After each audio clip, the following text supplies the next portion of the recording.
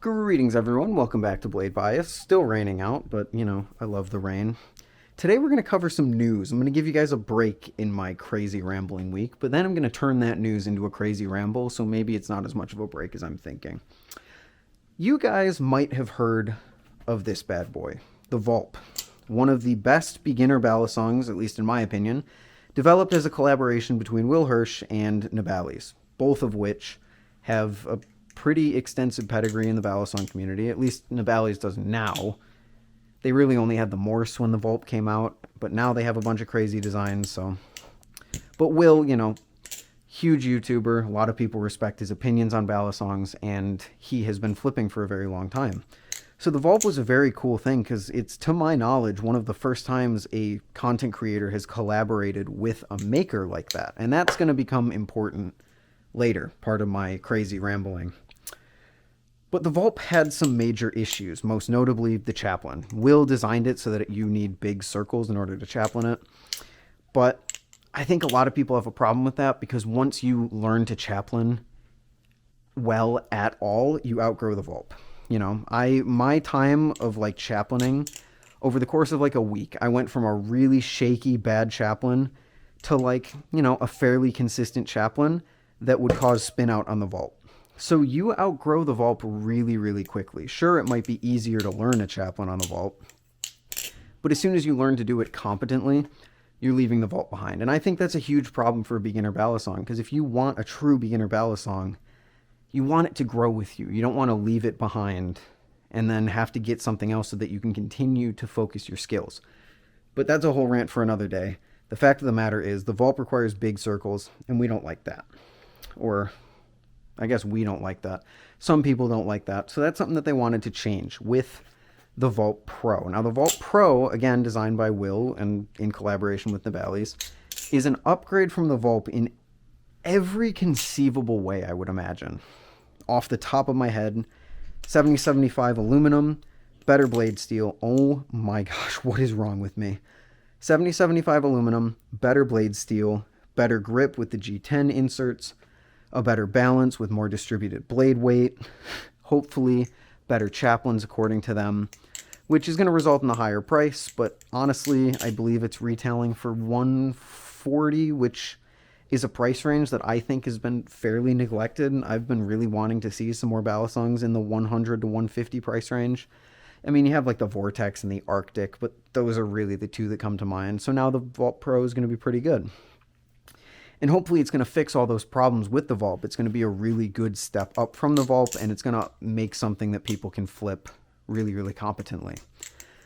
But while I am excited about the Vulp Pro, and I really can't wait to get my hands on one and talk about it and sort of evaluate it, I guess, the thing that's interesting to me about the Vulp Pro is the potential. As you guys are all too aware of, or maybe you aren't, a lot of people don't watch some of the videos that come out on this channel, considering how many questions I get that I've literally answered in videos. It's okay. But I am really into audio.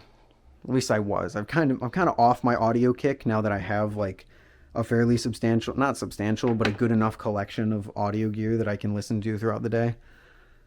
But one thing that's very prevalent in that community is collabs with manufacturers. And the thing that's really interesting about that is because the audio community is so subjective.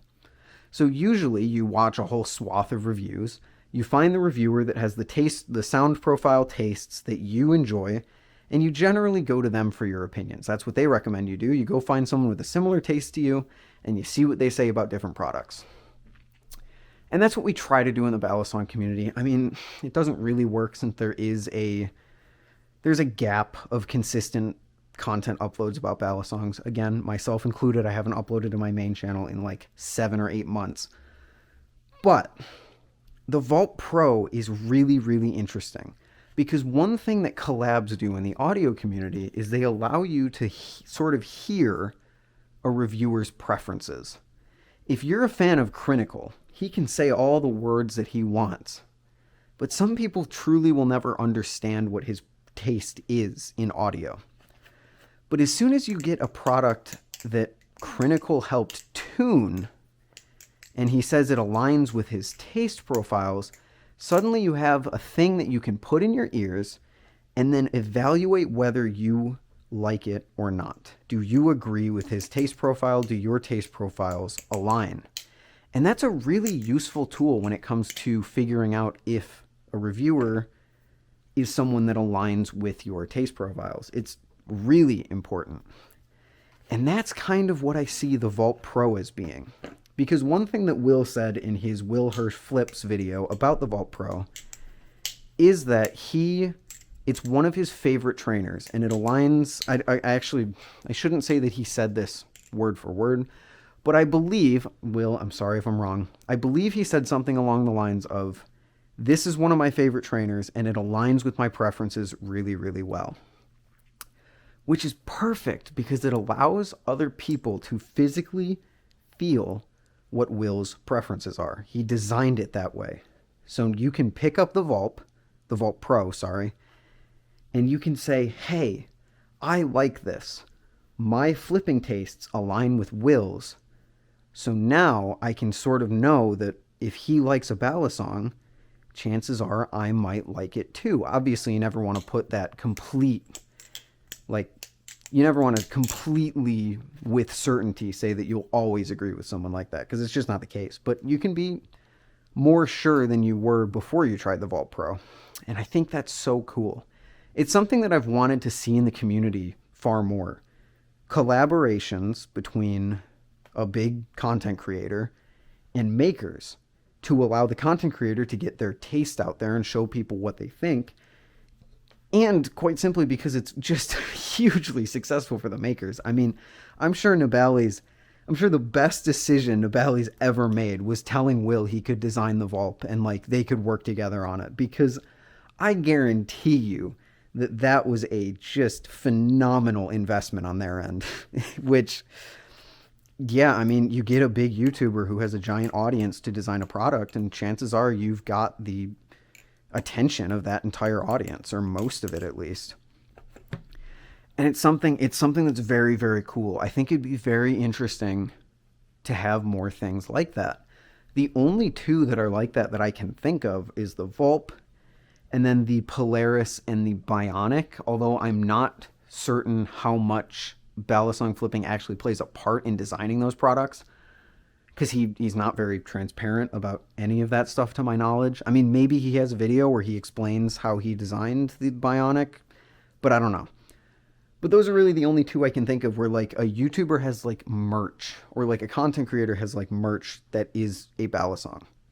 And I want to see more of that. And I know some of the more cynical people of you are going to be like, oh, you're just saying that so that you can have a collab. No, I do not want to design a balisong. I don't know what I'm doing. I would rather just talk about them with my dumb videos and just say that I like them or I don't like them. Designing one, yeah, that is a stress that I do not want on my plate. But I think it'd be super cool. It'd be really cool to have these collabs happen more often. Because like I said, they happen all the time in audio, and it's really interesting. Because you get this line of you have all these reviewers who have this line of products that if your tastes align with that reviewer, you'll probably enjoy most of these products, because they usually tune them to their specific preferences. And that could be a really cool thing. That's why I'm so interested in the Vulp Pro, because it's going to help me be like, hey, Will, I already know this because I flipped Will's collection and I know what his preferences are, but just put yourself in the shoes of an average consumer who hasn't had the chance to go to Blade Show and do that.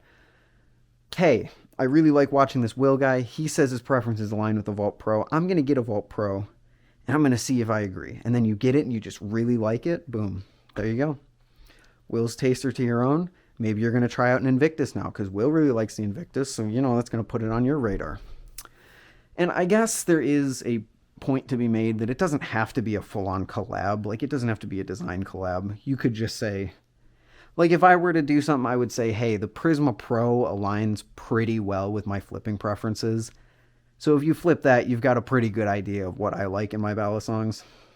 It's just, the thing is, I can't really think of too many balisongs that perfectly align with my balance profile wants. Honestly, the Prisma V2 is probably the only one to my memory, and that's to memory. I haven't flipped that thing in a few months now, so it's just that the collab allows a reviewer to have way more control over that. Hey, this doesn't flip how I like because it carries too much momentum. Okay, well, let's lower the momentum carrying potential of it, and maybe it'll flip more to your preferences. And then it does, and then they release it, and it's great. So that's why I'm excited for the Vulp Pro, among the other reasons of it looking like a really good value, at least assuming it flips as good as Will says it does, which, preferences might agree or disagree with that statement. But it looks like it's going to be a pretty good value. It occupies a price point which I feel like has been underutilized in the hobby, and I'm really excited to try it out. They have the colors are so cool. Putting aside, the fact that it's a channel balisong with G10 in it, which is just really interesting. It's like a Cygnus, but cheaper and channel and aluminum. Yeah, it's just really cool. I'm excited for it, in case you couldn't tell.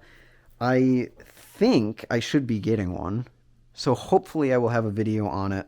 If it's anything like the Vulp, it's not going to be close to release because my Vulp arrived like weeks after the Vulp actually released. So people had them by that point. So you might have to wait a bit, but I'll get the video out there. And I also have another balisong coming in from Ted that it's not a loaner. I actually own it this time. That's pretty cool. That I'll be sure to make a video on because that's a balisong that I've been very interested to try since I've been talking about it a lot recently, and I haven't flipped it in a while.